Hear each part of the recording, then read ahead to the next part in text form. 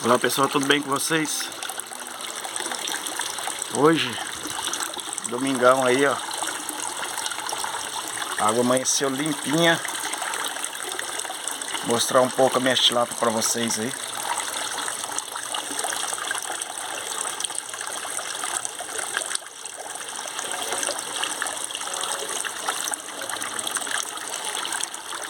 Cadê o cascudo? Olha o cascudo aí, ó. Esse cascudo quando eu comprei ele tinha mais ou menos 5 centímetros. Hoje ele deve estar com uns 30, 35 centímetros. Faz 3 anos já que eu tenho esse cascudo aí. Vou mostrar os outros peixes aqui, um juvenil que eu tenho. Minha única St. Peter. Um macho de St. Peter que eu tenho.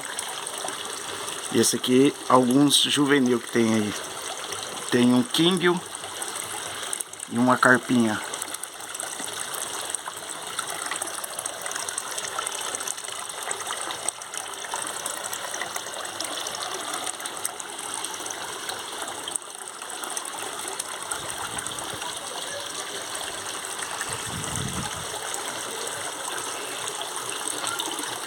Beleza, pessoal?